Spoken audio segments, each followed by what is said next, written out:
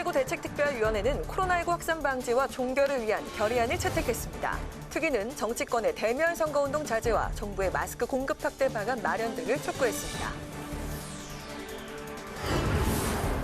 더불어민주당은 오늘부터 내일 오전 6시까지 권리당원 80만여 명을 대상으로 비례연합정당 참여 찬반을 묻는 모바일 투표에 돌입했습니다.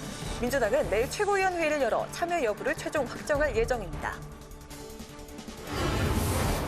미래통합당 최고위는 서울, 강남, 을 등 6곳의 공천 심사 결과에 대해 제의를 요청했습니다. 홍준표 전 대표는 경남 양산을 예비후보를 사퇴하고 대구 무소속 출마를 선언했습니다. 뉴스엔 쓴소리, 단소리. 오늘은 이상수 대한민국 헌정의 헌법개정특위위원장과 함께 4.15 총선을 전망해보고 시민사회단체가 주도하고 있는 개헌 관련 움직임을 짚어봅니다.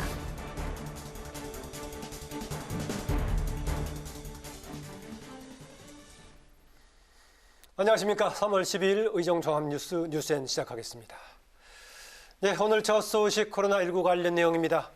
국회에서는 코로나19 대책특별위원회가 열렸는데 정부의 마스크 공급 확대 방안 마련을 촉구하는 결의안을 채택했습니다. 우리 국회가 다른 나라도 아닌 우리 정부에게 촉구하는 결의안을 채택하는 게 좀 특이하긴 합니다만은 또 학생들의 개학 이후에 대책과 보육교사 처우 개선 방안도 논의했습니다. 김세정 기자의 보도입니다.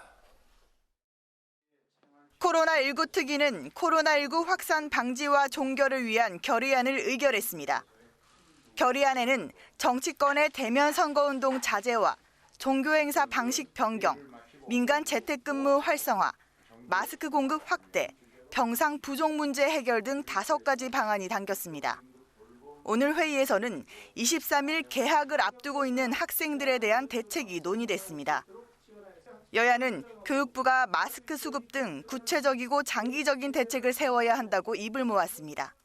개학을 하게 되면 저는 이 마스크와 관련해서 학교가 특히 초중고등학교에서는 확실한 대처 방안이 있어야 된다고 생각합니다. 그런데 지금 보니까 그냥 비축을 하겠다라고 하는 계획만 있는데요.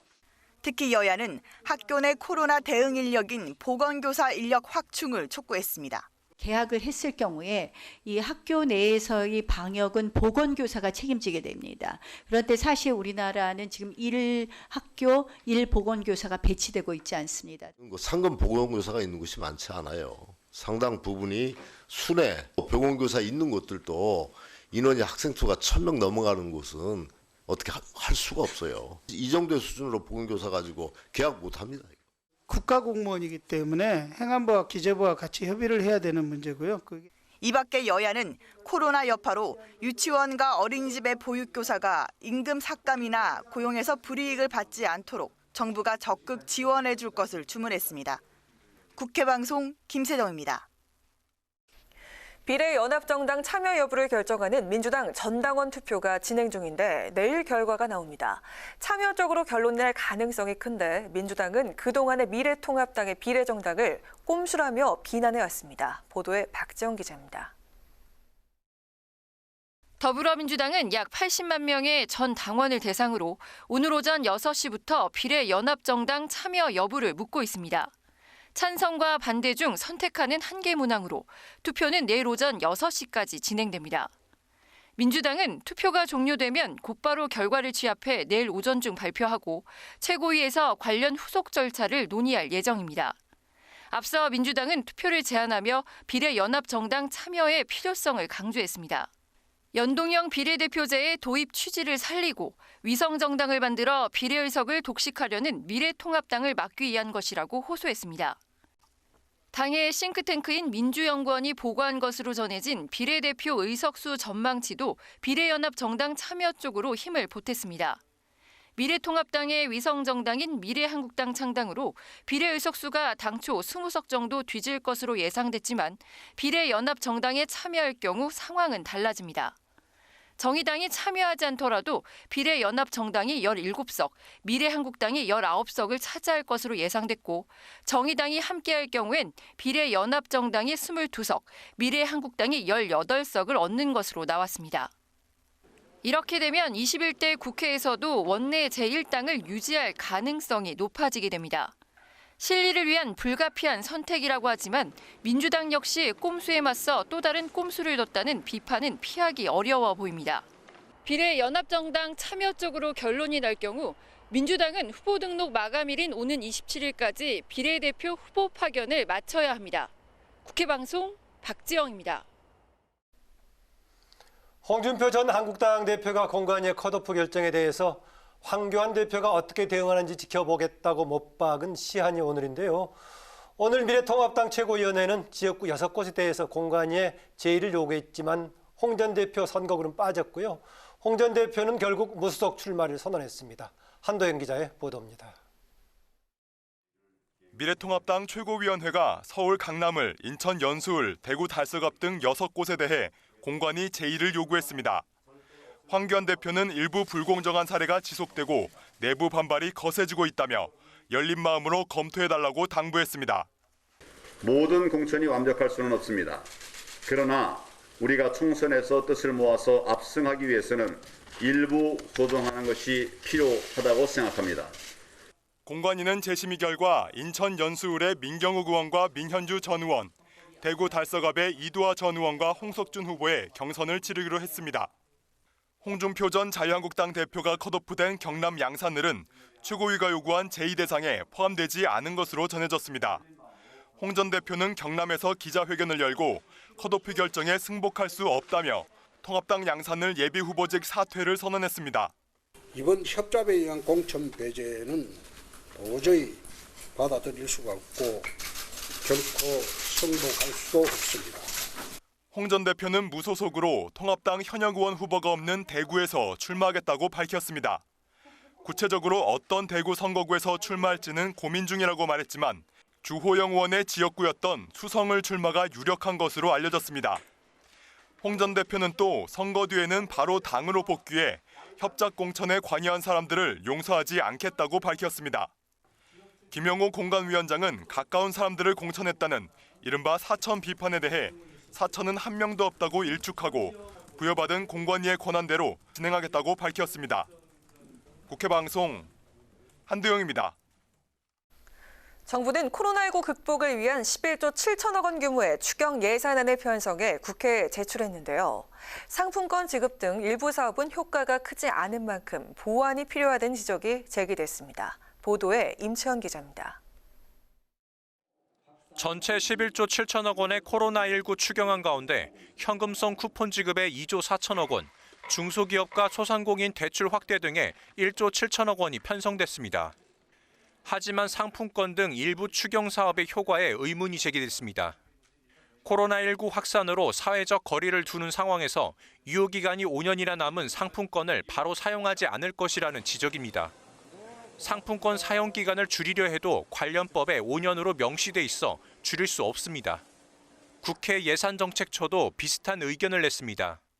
상품권을 이용할 수 있는 가맹점과 구매 상품이 다양하지 않아 취약계층 지원에는 상품권보다 현금 지급이 나을 수 있다는 겁니다. 신용보증기금 등을 통한 소상공인과 중소기업에 대한 금융 지원이 장기적으로 빚만 키울 것이라는 지적도 나왔습니다. 이 밖에 수출기업 지원과 관련해 코로나19와 연관성이 부족한 일반 수출기업도 지원을 받을 수 있다며 선별적 지원 방안이 필요하다고 의견이 제기됐습니다. 복지위를 비롯한 7개 상임위는 추경 효과를 높이기 위해 당 초안보다 6조 2천여억 원을 증액해 의결했습니다. 국회는 예결소위 막바지 심사를 거쳐 임시국회 마지막 날인 17일 코로나 추경안을 처리한다는 목표입니다. 국회방송 임채원입니다. 코로나19로 인한 아동 양육 부담 완화를 위해 만 13세 미만 초등학생에게도 4개월간 아동 양육비가 지원됩니다. 국회 보건복지위원회는 코로나19 추경안 심사에서 만 7세 미만 아동에게 월 10만 원의 상품권을 지급하는 아동수당 범위를 만 13세 미만 초등생으로 확대했습니다. 복지위는 국가지정 입원치료병상 확대 등 정부가 제출한 2조 9,600억 원보다 1조 6,200억 원을 증액한 4조 6천억 원을 의결했습니다.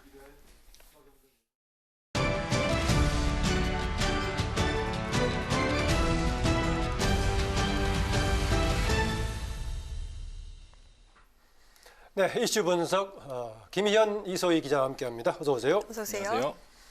예, 더불어민주당이 비례연합정당 참여를 묻는 전당원 투표 지금 진행 중인데요.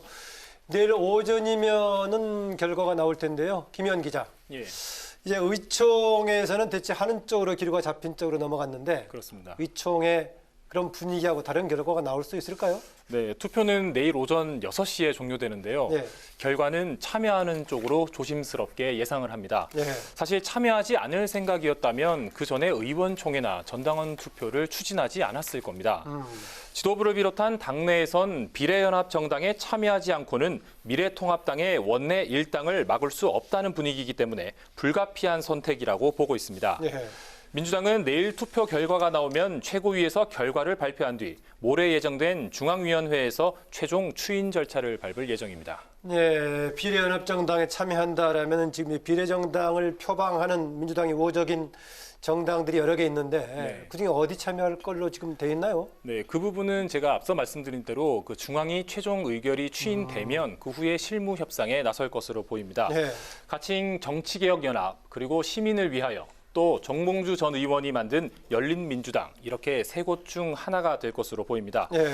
이 총선에서 세 곳 모두 비례대표 후보를 내게 되면 표가 분산될 우려가 있기 때문에 향후 통합 논의가 이루어질 수 있을지 지켜봐야 할 것 같습니다. 네, 비례연합정당이 이뤄지면 파견을 보내는 방식이 유력한데 민주당에서 7명 정도 보낸다고요? 그렇습니다. 민주당이 비례연합정당에 참여하지 않고 단독으로 비례대표 후보를 냈을 경우 대략 7석의 비례대표 의석수를 차지할 수 있다는 분석이 있기 때문에 7명 정도 파견을 보낼 방침입니다.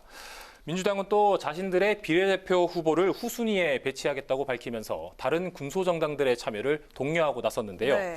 다양한 정치 세력이 함께하면서 비례민주당이란 비판에서 벗어날 수 있고 또 진보 세력을 모으기 위한 전략으로도 풀이됩니다. 네, 근데 이 파견 방식이 어떻게 진행이 되는 건가요? 네, 그 부분을 많이 궁금해하시는 분들이 네. 많은데요.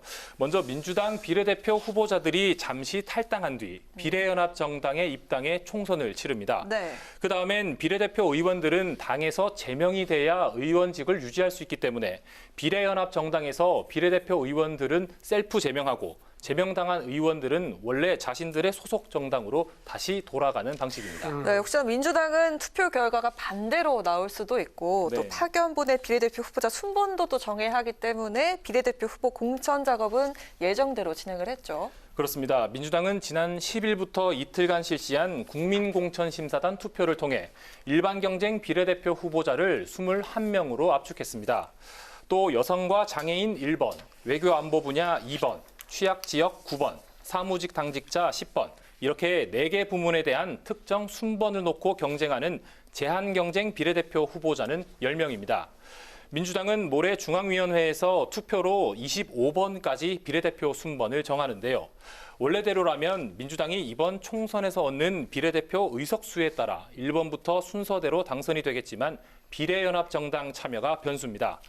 앞서 말씀드렸듯이 7명의 후보자를 파견할 예정이기 때문에 네. 제한 경쟁인 1번과 2번을 제외하면 5자리를 놓고 일반 경쟁 후보자 21명이 경쟁을 벌이게 됩니다. 네. 또 7명 안에 들었다고 해도 비례연합정당에서 후순위에 배치될 예정이기 때문에 마냥 안전하다고 볼 수는 없을 것 같습니다. 네, 비례연합정당까지 뜨게 되면 민주당도 현재로서는 비례 공천을 하지 않을 가능성이 큰데 네. 막판 등록할 때 지금 민주당과 통합당 둘 다 등록하지 않느냐 마느냐 순서를 가지고 전략적으로 대응할 가능성이 상당히 복잡하게 있어 보입니다. 네, 그렇습니다. 예, 이소희 기자. 네. 이제 민주당 이제 비례연합정당 참여를 놓고 전당원에 붙이는 상황인데 미래통합당 계속 강하게 비판하고 있죠? 네, 연일 비판의 목소리를 내고 있는데요. 미래통합당은 오늘 이 민주당이 당원들 뜻에 따른다는 명분을 내세워서 결국 참여를 하겠다는 거 아니냐면서 이 여당 지도부가 무책임하다 이렇게 비판했습니다. 네. 그러면서 말 바꾸기 전문 정당이라고 비난했는데 들어보시죠. 이낙연 전 총리는 지난 1월 위장정당 비례 위성정당 만드는 것은 편법이다. 그래서 그런 짓 해서야 되겠느냐라고 했습니다. 급기야 어제는 우리가 만들자는 것이 아니지 않느냐라고 얘기하고 있습니다.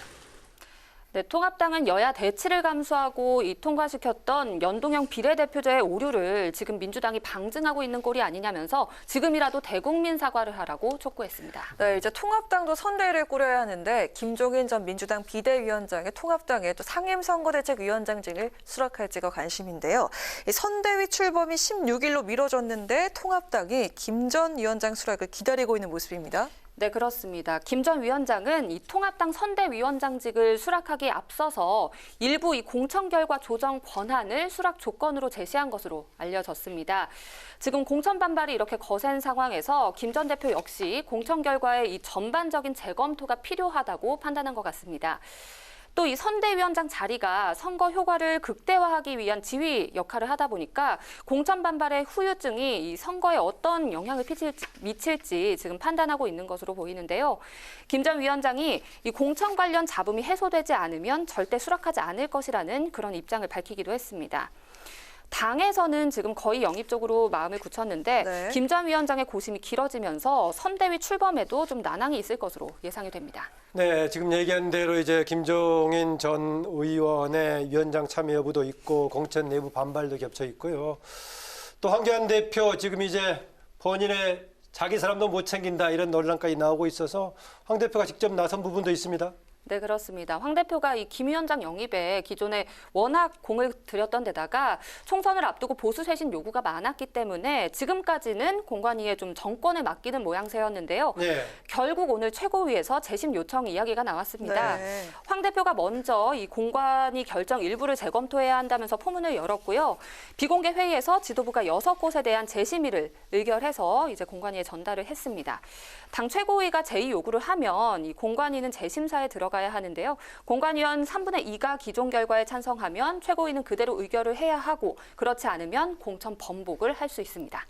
네, 앞서 리포터에서 나왔지만 공관위가 제의를 요구한 지역이 인천, 연수, 을, 대구, 달서, 갑 등을 포함해서 6곳 정도가 거론이 됐는데 네. 방금 공관위가 일부 지역 제의를 수용했다는 소식이 들리는데요. 네, 그렇습니다. 방금 일부 지역 공천이 번복됐다는 소식입니다. 예. 우선 당 최고위가 제의를 요구한 지역이 6곳 있었는데요. 네. 네, 경남 거제, 인천 여수을, 대구 달서갑, 서울 강남을, 부산 진갑, 부산 북강서을이었는데 이 중에 공관위가 인천 연수을에 민경우 의원의 컷오프를 철회하고 민현주 전 의원과의 경선을 다시 결정했습니다. 네. 또 대구 달서갑도 이두화 홍석준 후보 경선으로 결정이 됐는데 이 지역구 곽대훈 의원이 컷오프 됐었는데 경선 후보에는 반영되지 않은 모습입니다. 그러니까 6개 중에서 4군데 지역은 그대로 결정이 다시 되는 거고 네. 2군데는 경선하기로 한 거군요. 네, 일단 예. 2군데는 경선 결정이 난 겁니다. 예.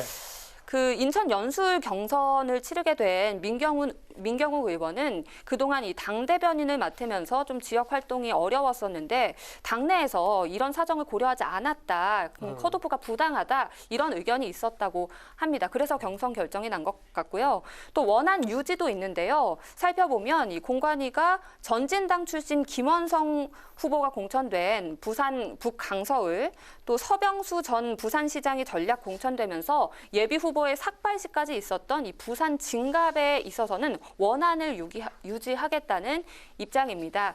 이 공관위 방금 브리핑에서 제의 요구를 받아들인 것이 이 공천 불공정성 문제 제기를 인정하는 것이냐 이런 질문이 있었다고 하는데요. 공관위에 거기에 이렇게 직접적으로 답하지는 않고요. 이기는 공천, 이 쇄신 공천 2가지 틀을 고심을 해서 다시 경선을 결정했다고 얘기를 했습니다.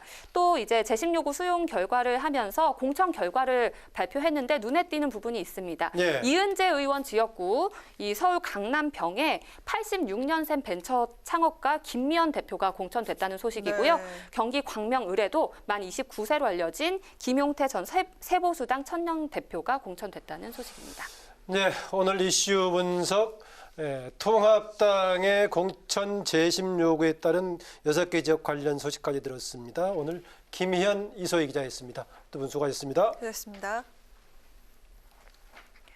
더불어민주당은 미래통합당이 코로나19로 인한 국가적 위기 상황인데도 정부 비방과 흑색 선전에만 집중하고 있다고 비판했습니다. 박찬대 대변인은 논평을 내고 통합당 의원들이 정부가 특정 업체에 마스크 공급 독점 혜택을 부여했다는 등 과장된 주장과 근거 없는 음모론을 제기하고 있다며 이같이 밝혔습니다. 박 대변인은 통합당의 정부 비난이 지나쳐 분별력을 잃은 것 같다고 지적하고 통합당은 이름값에 걸맞은 행동을 해야 한다고 말했습니다. 미래통합당은 세계보건기구가 코로나19에 대해 팬데믹, 즉 세계적 대유행을 선언한 것과 관련해 정부의 철저한 방역 대책을 촉구했습니다. 통합당은 문재인 대통령이 코로나19가 곧 종식될 것이라는 섣부른 낙관론 이후 대규모 확산이 됐다고 지적하고 빈틈없는 방역 대책이 필요하다고 밝혔습니다. 또 국민적 불안과 혼란을 방지할 수 있도록 정부의 책임 있는 자세를 주문했습니다.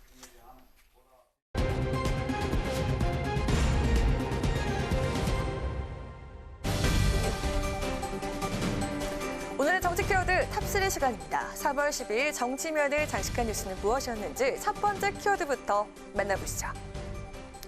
여당인 더불어민주당이 오늘 오전 6시부터 내일 오전 6시까지 24시간 동안 비례연합정당 합류 여부를 묻는 전체 당원 투표를 진행하고 있습니다. 당은 이미 8일 최고위원회의와 10일 의원총회를 거쳐 연합정당 합류가 불가피하다는 당내 여론을 다져둔 상황인데요. 참여로 결론이 난다면 민주당도 의원 꺼주기에 나설 수 있다는 전망이 나오고 있습니다. 우리가 가질 수 있는 의석을 더 하나도 추가하지 않도록 하겠습니다. 앞순위는 소수당한테 다 배정을 하고 뒷순위에서 우리가 할 수 있는 역할을 다 하도록 하겠습니다. 비례연합정당에 참여하게 된다면 후보의 앞순번을 소수정당에게 양보하겠다는 방침까지 밝힌 민주당. 하지만 투표용지 순번은 다릅니다. 정당 투표에서 일반 유권자는 통상 1번에서 4번 외 다른 번호를 찍지 않는다며 우선은 기호 순번을 최대한 앞당겨야 한다는 주장이 당내에서 나오고 있는데요. 국회의원 보유 의석수에 따라서 비례정당 정당 순번이 결정되기 때문에 만약 원내제 1당인 민주당의 비례연합정당 참여가 확정되고 민생당, 정의당이 끝내 참여하지 않는다면 비례연합정당을 비롯한 원외 정당들은 10번, 투표 용지상으로는 위에서 8번째부터 가나다 순으로 자리하게 됩니다. 결국 민주당도 의원 꺼주기가 거론되고 있는 건데요. 당장 당내 불출마 의원과 경선 탈락 의원, 컷오프 의원들 이름이 거론되고 있지만 이 경우 자신들이 꼼수라고 비판했던 미래한국당과 별다를 바 없다는 지적이어서 고심이 깊어지고 있습니다. 민주당은 전당원 투표에서 참여 결론이 나올 경우 내일 최고위에서 이를 의결한 뒤 곧바로 실무 절차에 착수한다는 방침인데요. 투표 결과가 과연 어떻게 나올지, 투표 용지에 찍힐 비례연합정당 순번은 과연 어떻게 추진될지 관심이 모아지고 있습니다. 이어서 오늘의 두 번째 키워드입니다. 여야 모두 공천이 마무리 단계에 접어들면서 총선 대진표가 속속 완성되고 있는데요. 지난 총선에 이어 같은 후보들이 다시 한번 맞붙게 되는 리턴 매치 지역들도 등장하는 가운데 무려 6번째 재대결이 성사된 곳에 있어서 언론과 누리꾼들의 집중 관심을 받고 있습니다. 대학 동기에서 숙명의 라이벌이 된 두 사람. 서울 서대문 갑에 출마한 민주당 우상호 의원과 통합당 이성원 전 의원인데요. 같은 지역구를 두고 지난 총선에서 이미 5번이나 맞붙은 두 사람은 이번 총선에서도 6번째 재대결을 펼치게 됐습니다. 이번 대결은 이 전 의원이 경선을 거쳐 어제 통합당의 서울 서대문갑 후보로 확정되면서 성사가 됐는데요. 역대 전적은 3대2. 16대, 18대 총선에서는 이성원 전 의원이 17대와 19, 20대 총선에서는 우상호 의원이 웃었습니다. 두 사람의 인연은 무려 40년 전인 대학 시절로 거슬러 올라가게 되는데요. 연세대 81학번 동기로 만나서 사석에서는 형과 아우로 지낸다고 합니다. 나이가 더 많은 이 전 의원이 83년 총학생회장격인 학도 호국단장을, 의원은 87년 총학생회장을 지낸 이력도 같은데요. 상대방에 대해서 누구보다 더 잘 알기에 필승의 각오를 다지고 있는 두 라이벌. 지난 5번의 총선에서처럼 이번에도 초박빙의 승부를 펼칠 것으로 전망되고 있습니다. 20년째 같은 지역구, 같은 후보와의 대결. 그야말로 운명의 장난처럼 계속되고 있는 숙명의 정치 라이벌인데요. 이 전 의원이 지역구 탈환에 성공하면서 3대3 전적을 만들게 될지 아니면 우 의원의 굳히기가 성공하게 될지 이번 총선의 또 하나 관전 포인트가 되고 있습니다. 마지막으로 세 번째 오늘의 정치 키워드입니다. 정의당이 4.15 총선 선거대책위원회 출범 하루 만에 논란에 휩싸였습니다. 게임 아이돌 출신으로 정의당 비례후보 1번에 낙점되면서 화제를 낳은 유호정 씨가 과거 타인에게 게임을 대신시켜서 게임 등급을 올리는 이른바 대리게임 논란에 휩싸인 건데요. 이를 통해 게임 등급을 올리고 취업에 성공했다는 의혹이 확산되자 정의당이 사과와 함께 사실관계 확인에 나섰습니다. 1992년생으로 정의당의 최연소 비례대표 후보이자 청년 공동선대위원장을 맡고 있는 유호정 씨는 이화여대 출신으로 리그 오브 레전드, 이른바 롤게임의 게이머이자 BJ로 알려진 인물인데요. 논란은 유 씨가 대학 시절인 2014년 자신의 아이디를 다른 사람이 사용하도록 해서 게임 실력을 부풀린 데서 시작됐습니다. 당시 류 씨도 잘못을 인정하고 사과문 게재와 함께 게임 동아리 회장직에서 사퇴한 것으로 알려졌는데요. 이후 중견 게임에서 취업 과정에서 대리게임으로 얻은 등급을 이력서에 기재해 취업 특혜를 받았다는 의혹이 제기되면서 논란이 확산되기 시작했습니다. 결국 정의당 이정미 공동선대위원장은 오늘 한 라디오 방송에서 게임 유저들에게 사과드린다면서 고개를 숙였습니다. 이 위원장은 다만 유 후보가 대리게임을 통해서 사익을 편취했다거나 경력을 가지고 부정 취업했다는 주장은 사실이 아니다라고 밝혔는데요. 정의당은 유 후보의 소명을 충분히 들었지만 정확한 검증을 위해 게임 회사 측의 사실 여부를 확인할 예정인 것으로 알려졌습니다. 네, 이번 논란을 두고 정치권에선 정의당이 정의롭지 못한 공천을 했다는 비판도 나오고 있는데요. 비례대표 1번으로 사실상 당선권인 유호정 씨가 이번 논란을 딛고 21대 최연소 국회의원이 될지 아니면 후보직 사퇴를 하게 될지 좀 더 지켜봐야겠습니다. 이상 오늘의 정치케어드 탑3였습니다.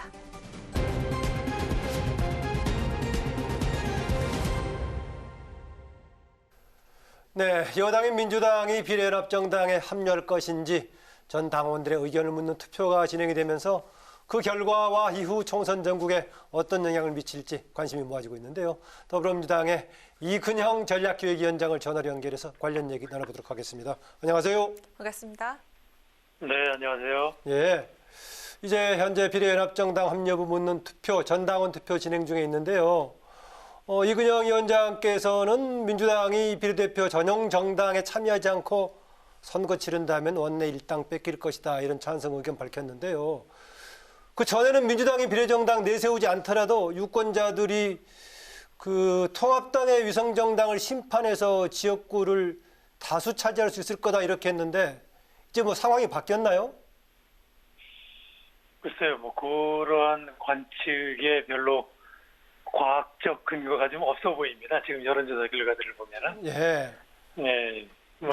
초반에 낙관론에 과학적 근거가 없었다. 네. 예. 어차피 지금 뭐 여론조사 결과를 보면은 미래통합당 쪽 지지자들은 그 위성정당이 이미 생겼죠. 네. 그 정당의 비례대표를 뽑는 투표를 그쪽으로 하겠다라고 하는 그 의사가 이미 뭐 80% 이상 네. 이렇게 나오고 있습니다. 네, 당 일각에서는 비례연합정당에 합류를 할 경우에는 지역구 의석 자체도 흔들릴 수 있다는 지적이 나오는데 여기에 대한 의견은 어떠신지 궁금하고요. 또 이번 전당원 투표 결과 어떻게 전망하십니까? 네, 먼저 이 비례연합정당 참여 여부가 지역구 후보자 투표에 미치는 영향에 대해서는 이게 과연 뭐 이렇게 부정적으로 작용할지 아니면 오히려 긍정적으로 작용할지 그거는 지금부터 우리가 어떻게 하느냐에 따라 달려 있다고 봅니다.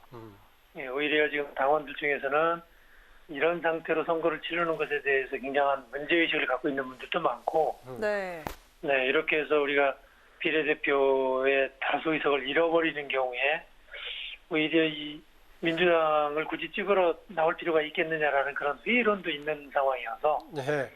예, 비례연합정당이나 이런 새로운 타겟책이 마련될 경우에 오히려 뭐 지역구에 더 이로울 수도 있다. 뭐 그렇게도 봅니다. 그러니까 우려도 있지만은 민주당의 전망이 더 밝을 경우에 지지자들이 적극 참여할 가능성도 있다, 이렇게 보시네요. 네, 그렇습니다. 예. 어쨌든 간 이해찬 대표가 이제 미래연합정당에 민주당이 참여할 경우에 후보들의 순서 뒤쪽에 가겠다, 앞순번은 소수정당이 양보하겠다 했는데 이것도 물론 이제 정의당의 참여 여부에 따라서 그 뒷순서도 번호가 달라질 것 같은데요. 네. 정의당은 상당히 그동안에 당의 무게중심이 비례 쪽에 있었는데 정의당이 합류한다면은 정의당의 존재감 자체가 사라지는데 합류할 가능성이 있을까요? 사실 정의당은 그걸 고민하고 있는 거로 보이는데 만약 이 비례연합정당을 만들어서 그 정당의 예를 들어 이름이 뭐 민주, 정의, 녹색, 미래, 연합정당 뭐 예를 들어서 그렇게 한다면 거기에 다 정의당이라는 이름이 다 들어가 있는 거거든요. 예. 네, 그래서 충분히 그 당이 이름이 살아 있는 건데 그럼에도 불구하고 이제 독자적으로 선거를 치는 거하고는 좀 차이가 있다. 예. 뭐 이렇게 좀 생각하고 있지 않나 싶긴 합니다. 네, 투표 결과 비례연합정당에 참여를 하게 된다고 하더라도 원외정당으로 있을 경우에는 투표용지 순번이 뒤로 밀리는 문제가 있죠. 때문에 당내에서는 불출마나 경선 탈락 의원들을 중심으로 파견을 고려해봐야 한다는 얘기도 나오는데 위원장님께서도 필요하다고 보십니까? 그게 참 고민스러운 부분인데요. 네. 네, 현실적으로 막상 총선에서 이번에 여러 소수 정당들이 난립해가지고 뭐 한 30여 개에 가까운 정당들이 등록하게 되면 그 안에서 우리 비례연합정당을 찾아내기가 좀 쉽지 않을 것 같습니다.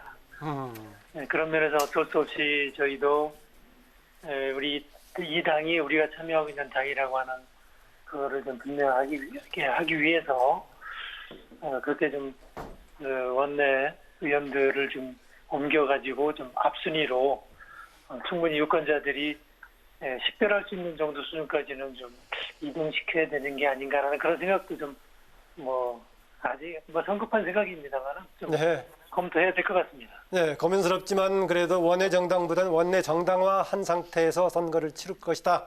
이렇게 이해를 하겠습니다. 오늘 말씀 잘 들었습니다. 고맙습니다. 네, 고맙습니다. 네, 지금까지 더불어민주당의 이근형 전략기획위원장이었습니다.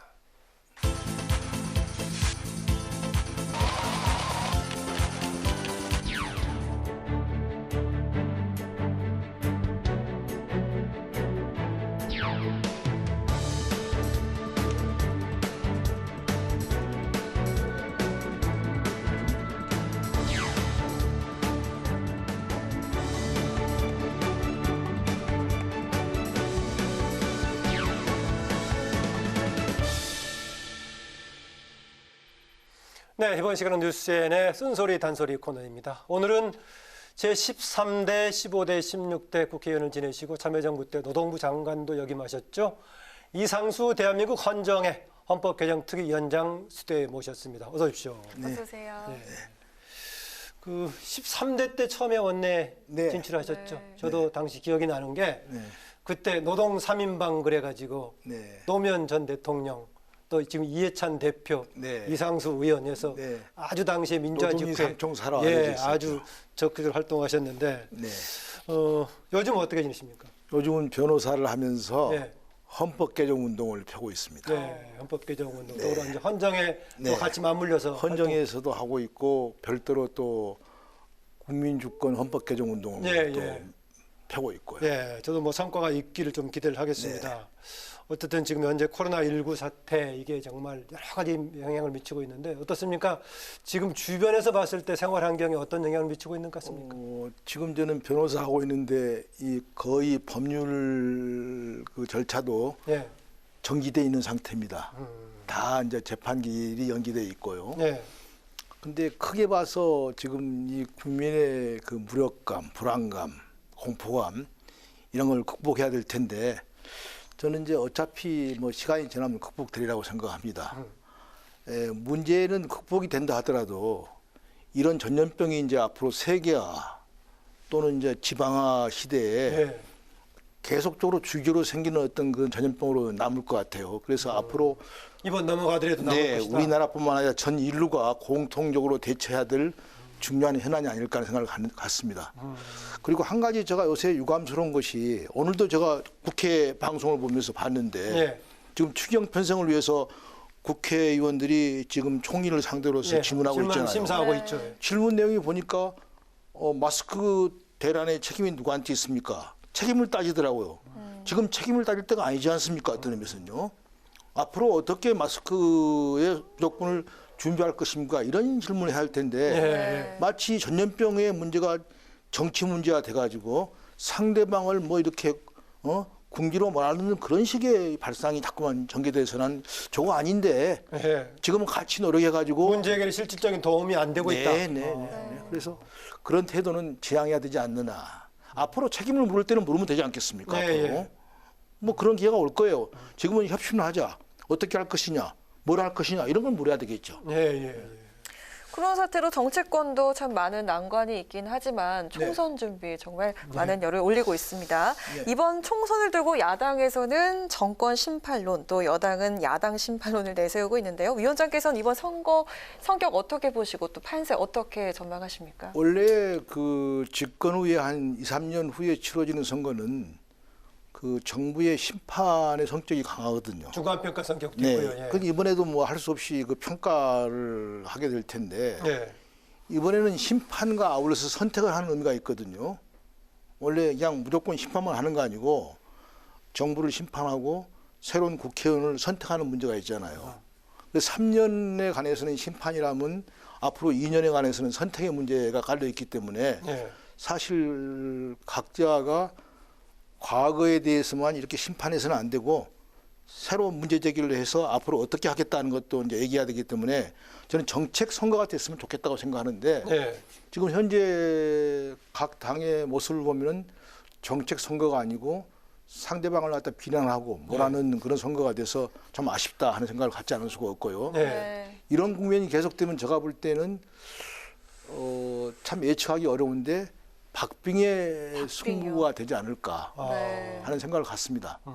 오히려 근데 저는 박빙의 승부가 되는 것이 좋은 것이 한쪽이 너무 지나치게 또 권력이 비대화되면 안 되기 때문에 박빙으로 가면서 거기에 이제 다당제로 가면서 약간 양당 구조가 다당 구조로 가게 되면 거기에서 어떻게 서로 균형을 이루고 조화를 이루는 그런 협치의 정치가 이루어지지 않을까 하는 기대를 할 수 있는 것이죠. 정치를 좀 오래 하셨던 분들 또 원로분들은 대체로 양당 이런 것보다는 조금 더 이렇게 절충해 할 수 있는 다당제를 좀 선호하시는 경향이 있는 것 같아요. 그 좋은 얘기인데요. 그 우리나라가 지금까지 양당제 구조로 왔기 때문에 서로 대립되면 하나씩 대립 구조 하지 않습니까? 완충적이 없지 않습니까? 그리고 국민도 선택권이 제한되지 않습니까? 저는 그래서 이제는 우리도 다당제로 가는 것이 옳다. 권력을 나누어 갖고 협치를 하고 이런 것이 중요하다. 이번에 우리가 4+1도 보겠다 해서 다당제 구조거든요. 연정 구조거든요. 그랬죠. 과거에 뭐 여소야대 다당제 구조였죠. 그런 것이 오히려 낫다는 거죠. 혼자서 막 밀어붙이는 구조보다는요. 그동안에 삼선하시면서 처음에 시작하실 때가 평화민주당으로 시작하셨던가요? 그때가 처음에 제가 이제 민주화 운동을 좀 하다가 그때 그 운동을 마치고 DJ 밑에서 정치를 시작했죠. 그 유명한 대발의 아빠 대신 이순재 씨하고 붙어서 중랑에서요. 한 번 이겼고 한 번 지고 그런 적이 있습니다. 그랬는데 이제 이후에 새천년민주당, 열린우리당에서 지도부로도 활동하셨는데 그 원내 총무 그때 원내 대표셨나요? 총무였나요? 명칭이 당시? 원내 총무죠. 당시 총무 때 하고 하셨는데 요새 그 특히 이제 여당의 지도부들을 보면서 어떤 느낌 들으셨습니까? 지금은 상대방을 경쟁자로 보지 않고 적으로 보는 그런 쪽으로 이렇게 화한 것 같아서 참 안타깝습니다. 그 당시 우리는 뭡니까? 상당히 여유도 있었고 낭만적이었고 줄 건 주고 받을 건 받았거든요. 제가 이재호 총무하고 같이 원내 총무하면서 한 번도 싸워본 적이 없어요. 그때 상대방이 이재호 총무였군요. 그렇죠. 그리고 서로 굉장히 그 아주 로맨틱하게 서로 뭐 일정하게 인정도 해주고. 제가 이런 말도 들었잖아요. 이재호 저 총무가 한 번 저한테 무슨 협상에서 좀 그 자기가 볼 때는 좋지 않는 어떤 패배를 맛봤다고 생각했는지 기자들이 왜 그렇게 양보했습니까? 라고 물으니까 그때 보통 이제 요새 같으면 막 비난하고 말이야 막 할 텐데 그때 이재호 총무가 나한테 비난하는 그 내용이 거의 이상수 총무 보니까 앞에서 보면 이상하고 뒤에서 보면 수상한 사람이야. 이 정도가 비난하는 겁니다. 지금처럼 막 얘기를 하지 않습니다. 그때는 그리고 또 끝나고 나서 이상수 이름을 따가지고 그렇게 네, 그렇게 이제 비유해서 좀 그런 그 시대가 있었는데 지금은 완전히 뭐 막 가는 시대고. 왜 그렇게 된 것 같습니까? 네? 왜 그렇게 된 것 같습니까? 가장 큰 이유가 있는데요. 예. 권력을 갖다가 독점하고 나눠 갖지 않기 때문에 옵니다. 선거에서 이긴 정당은 권력을 100% 갖고 진 정당은 아무것도 갖지 않지 않습니까? 그러니까 선거에서 이기기 위해서 모든 노력을 다 하는 거예요. 국회란 것이 뭡니까? 민생을 위한 그 토론장이 아니고 다음 선거를 위한 베이스 캠프입니다. 제가 원내 총무할 때도 보니까 우리 당도 마찬가지일 거예요. 이재호 그 총무가 할 때 그 당시 이해창 그 총재가 계셨어요. 네. 그 DJ한테 지고 이제 절치부심할 때인데 네. 가만히 보면 이재호 총무가 이 전략적으로 나오고 이렇게 협상할 때도 모든 기준이 다음 선거예요. 다음 선거를 생각하고 협상하는 것이죠. 민생은 그 다음이에요. 지금도 마찬가지입니다. 네. 국회가 이렇게 싸우는 것도 뭡니까? 다음 선거에서 이기기 위해서 싸우는 겁니다. 그래서 이 구조를 바꿔야 돼요. 권력을 나눠 갖는 구조. 네. 지더라도 40%는 갖는 구조. 네. 이런 것이 되어 있으면 안 싸울 거예요. 그래서 헌법 개정 운동을 하시는 거군요. 헌법 개정을 해야 됩니다. 그래서. 이번 총선은요, 전국 정당 득표율에 맞춰서 비례대표 의석수를 배분하는 준연동형 비례대표제 처음 적용되는 선거인데요. 헌정의 헌법개정특위 위원장으로서 이 준연동형 비례대표제 어떻게 평가를 하시는지 궁금합니다. 그것은 저는 그 바람직한 제도라고 보는 것이 우선 사표를 없앨 수 있고요. 두 번째는 소수당을 갖다 보호해서 국회의 어떤 구성을 소수자도 참여하는 다양한 구조로 만들 수 있잖아요. 그러기 위해서 필요한 거죠. 필요한 건데 선거법이 누더기 선거법이 됐고 또 한편은 그나마 그것도 제대로 지키면 좋을 텐데 각 그 양 정당이 자기들을 위해서 그 입법 취지를 완전히 몰아가는 그런 사태가 전개돼서 저는 굉장히 안타깝습니다. 그게 이제 개정 과정에서부터 뭔가 서로 간에 타협이 잘 됐더라면 이후에 좀 삐져나온 것도 없을 건데 개정 과정에서도 충돌이 있어가지고 이후까지 이어지는 것 같습니다. 개정 과정에서도 사실상 문제가 있었고요. 양당 다 원치 않았던 것 같습니다. 그 양당이 손해보는 구조니까요. 그나마 이제 민주당은 할 수 없이 그 다른 개혁 법안 때문에 같이 했다. 같이 했죠. 근데 해놓고 보니까 새롭게 문제가 제기되고 처음에는 비난하다가 이제 와서는 안 되겠으니까 자기들도 꼼수에 꼼수로 대항한다는 그런 미명하에 사실 정치 명무도 없는 일을 하고 있죠. 저는 명분도 없고 실리도 없다고 생각해요. 지금 비례정당 말씀하시는 거죠? 네. 얘기하시는 건데 조금 전에 그렇잖아요. 지금 이제 시작하시기 전에 들어오셔가지고 제가 민주당의 이근영 전략기획위원장 통화하는 거 들으셨겠습니다만은 지금 민주당 이제 오늘 뭐 6시까지 해서 전당원 투표 하긴 합니다만은 대체로 하는 걸로 결론 나지 않겠습니까? 저는 좀 실례된 얘기 같지만 요식행위로 하는 것처럼 보이고요. 통과되겠죠. 중요한 것은 이제 민주당이 지금 이런 방향전환을 했을 때 최소한의 명분이 있어야 되거든요. 그 명분은 뭐냐 그러면 그 미래통합당을 제1당을 줘서는 안 된다는 것이 명분이에요. 한마디로 해서요. 어떤 큰 명분이 없어요. 그리고 굳이 얘기하면 속내는 탄핵 그 저지선을 막겠다. 아마 이런 것이 있을 겁니다. 이제. 수원 말은 무조건 탄핵 가능한 건 아니잖아요. 합당해야 하는 거예요. 그래도 겁을 먹는 거예요. 더 나아가서는 자기들이 계속해서 다수당이 돼서 전국을 자기들대로 주도하겠다. 이런 것이 깔려 있는 거예요. 저는 겸허하게 말입니다. 혼자 주도하는 구도는 옳지 않다. 같이 더불어 하겠다. 이런 자세를 가져야 된다고 봐요. 그런 자세는 뭐 후배들이고 하니까 뭐 충분히 평상시에 전달할 기회가 없습니까? 별로 기회가 만들어지지 않습니다. 그러셨군요. 좀 안타까움을 지켜보시고 하셨군요. 아까 말씀하신 그 개헌 관련 제가 질문 드리겠습니다. 선거법 사실은 사람들에 따라서는 선거법 개정보다 더 큰 게 이제 정부 권력 구조라든가 다른 개헌이 더 크다 얘기하는 사람도 있고 왔다 갔다 합니다만은 여기다가 이제 헌법에다 국민 발안제 도입도 같이 얘기하고 계십니다. 제가 한 3년 동안 헌법 개정 운동을 했거든요. 근데 앞으로 이제 21대 원 구성이 되면 그때부터 1년이 최고의 적기라고 생각합니다. 그때 개헌을 해야 되는데 그때 개헌을 할 때도 현재 같은 구도로 가만 지켜본다면 국회가 개헌을 해주면 되는 것이고 안 해주면 안 되는 것이에요. 완전히 개헌이 이 독립 변수가 아니고 종속 변수이기 때문에 그때 정치인들이 하기 싫으면 안 하면 그만이기 때문에 우리 국민들은 개헌을 하기 위해서 뭔가 고리를 만들어 놔야 되지 않겠습니까? 그래서 우리가 국회가 개헌을 하지 않으려고 할 때 국민이 개헌안을 제출해 가지고 이런 개헌에 대해서 논의해 주시오 하는 권리가 있으면 좋겠다. 근데 그것이 바로 국민 발언권인데 그것이 유신헌법 전에 있었습니다. 유신헌법 전에는 국민 발언이 있었죠. 국회하고 국민이 했습니다. 근데 유신 때부터 국회하고 대통령이 하게 돼 있어요. 대통령이 하게 돼 있으니까 대통령의 그 후에 여러 가지 뭐 이상한 대통령이 개헌을 할 수 있잖아요. 이제. 그래서 원칙적으로 봐서도 주권자인 국민이 개헌 발의권을 찾아와야 돼요. 이번에 저희들은 뭐냐 그러면 이번 그 국회에서 개헌 발의권을 갖다가 발의해서 통과시켜서 다음 21대 국회에서는 국회의원들이 개헌을 안 하려고 했을 때 국민이 나서서 개헌합시다 하면서 주도해서 제출할 수 있고 안을 제출하면 국회에서는 그걸 보고 의결도 할 수 있고 부결할 수도 있고 단지 자기들도 이제 이렇게 국민들이 나서네 하니까 경쟁적으로 같이 안 할 수가 없는 구조가 돼서 개헌을 촉진시킬 수 있다는 얘기죠. 구체적인 내용은 어쨌든 간에 국민 발안 제도가 도입되려면 이 자체도 개헌 상황은 분명한 거죠. 지금 현재 어제인가 그제 국무회의를 통과해서 개헌이 공고됐습니다. 개헌안이 공고되면은 한 달 내로 의결하게 돼 있습니다. 저희들은 한 달 내로가 아니고 4월 15일 날 그 선거 때 공동으로 국민 투표를 하려고 지금 계획 세우고 있습니다. 근데 지금 148명을 모아낸 것도 기적적이라고 하는데 저희들은 또 한 번의 기적을 만들려고 하는 것이죠. 지금 만일에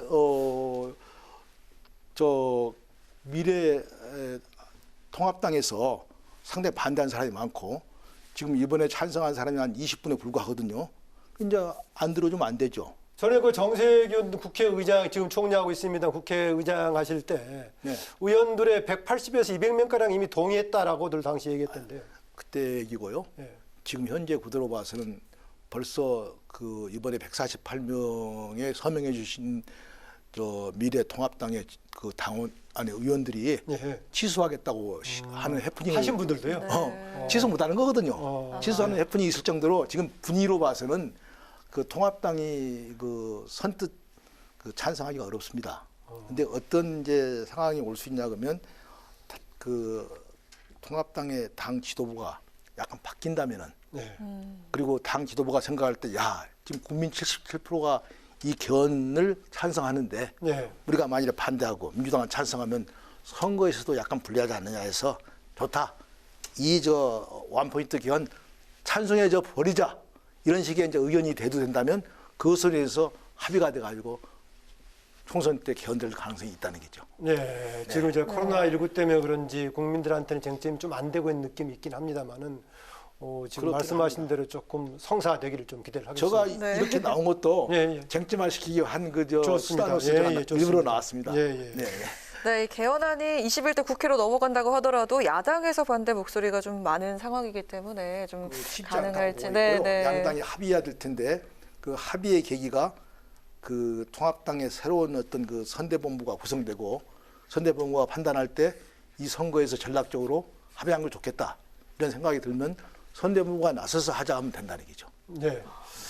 제가 앞서 시작할 때 이제 그 13대 때 노동인 3인방 얘기했습니다만은 노무현 전 대통령, 이해찬 현 대표, 이상수 당시 의원 이렇게 얘기했는데 또 이후에 노동부 장관도 하셨고요. 그렇게 하셨는데 그래서 노무현 대통령과도 밀접한 이런 관계가 있는데 최근에 문재인 대통령 행보를 두고는 노무현 전 대통령과 사뭇 다른 길을 가고 있다 이렇게 좀 안타까워하셨습니다. 다른 길로 가고 있다기보다도 두 분이 비슷한 면도 있고 약간 다른 면이 있는데요. 그 노무현 대통령이 훨씬 더 유연했고 자기의 입장을 쉽게 바꾸기도 하고 이렇게 했던 것 같아요. 그분은 입장을 바꾼 건 어떤 계기로 다른 사람의 주장을 받아들이고 근데 그런 면에 비해서 우리 문재인 대통령은 좀 더 고집이 세다. 이런 생각이 들 때가 있어요. 그래서 우리 문재인 대통령도 좀 입장을 바꾸고 상대방 얘기를 듣고 문재인 대통령 외형으로 봤을 때 좀 굉장히 부드러워 보이는데요. 외형은 그런데 인사만 하는 것도 봐도 너무 그냥 좀 편중돼 있지 않느냐. 청와대 내에 좀 여러 당파적인 사람들이 들어와서 포진하면 뭡니까? 정책 결정도 유연해지지 않겠습니까? 그런데 네. 비슷한 사람만 놓고 같이 일하니까 정책이 계속적으로 그대로 흘러가는 것이다. 아, 동생끼리만 모여 있다. 뭐 이런 말씀이시군요. 어쨌든 지금 문재인 정부 4년 차인데 지금 4년 차 이제 진행 과정 남은 시기에 최우선적으로 신경 써야 될 거 어느 부분이라고 보십니까? 이제 2년 남았기 때문에 네. 새로운 정책을 펴기는 어려워요. 네. 그래서 어떤 의미에서는요. 마무리 진단 말은 이상하지만 이제는 적절하게 그 입장을 정리해야 될 텐데 제가 볼 때 우선 단기적으로 봐서는 경제를 활성화시키고 예. 민생의 문제를 푸는 것이 가장 중요하죠. 그걸 해나가면서 예. 저는 장기적인 과제로 자신이 하기로 했던 개헌 문제를 이룩하셔서 예. 국가의 기본 틀을 만들어주고 나가는 것도 큰 위협이죠. 그래서 경제 문제에 대해서 활성화를 통해서 해결하고 북핵 문제에도 좀 이렇게 평화적으로 잘 해결하고 그러면서 장기적으로 봐서는 진정한 적폐라고 할 수 있는 헌법을 고쳐라. 제도 청산해라. 당신이 이건 만일 헌법 고치고 나가면 당신은 위대한 하나 위협을 만들어 놓고 나간다. 이런 얘기를 할 수 있는. 그럼 이상수 전 의원님께서는 탄핵이 남긴 교훈으로서 가장 핵심적인 적폐는 개헌이 과연 담겼다고 그렇습니다. 보시군요.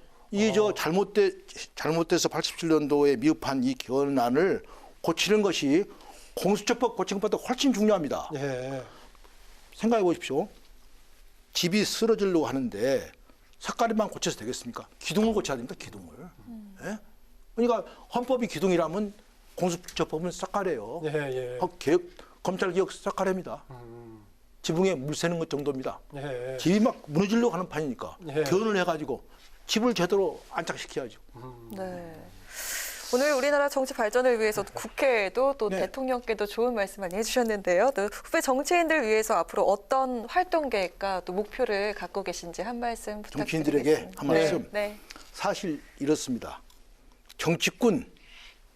정치인은 다음 선거를 위해서 생각한다고 하면 네. 정치가는 다음 세대를 위해서 생각한다고 얘기합니다. 나는 우리 후배들한테 얘기하고 싶어요. 너만을 위해서, 너의 선거만을 위해서 생각하지 말고 다음 세대를 생각하는 그런 마음으로 정치를 해라. 요즘 정치가 너무 정치 권력 게임에 좀 집중되는 그런 현상이 있지 않습니까? 그러니까 한 번 정도는 내가 왜 정치를 하는가를 한번 생각해 봐라. 진정한 의미에서. 그리고 정치를 해라. 이런 얘기를 하고 싶어요. 고맙습니다. 이제 정치꾼이 아닌 정치가가 되는 것을 후배 정치인들에게 질문을 드렸습니다. 오늘 말씀 고맙습니다. 고맙습니다. 네, 뉴스N의 쓴소리 단소리 지금까지 이상수 대한민국 헌정의 헌법개정특위위원장을 맡고 계신 이상수 전 의원과 함께했습니다. 오늘 밤부터 차차 하늘이 흐려지기 시작하면서 내일 새벽 사이 중부지방을 중심으로 약하게 비가 지나겠습니다. 양은 적어서 크게 불편하진 않겠는데요. 강원 산간은 비가 눈으로 바뀌면서 눈이 쌓이는 곳도 있겠습니다. 비구름이 물러간 뒤에는 날씨가 또 한 번 반짝 추워질 거라고 하니까요. 환절기 건강관리 유의하시기 바랍니다. 네, 오늘 뉴스N은 여기까지입니다. 국민에게 힘이 되는 국회를 위해서 내일도 뉴스N이 함께하겠습니다. 시청해 주셔서 고맙습니다.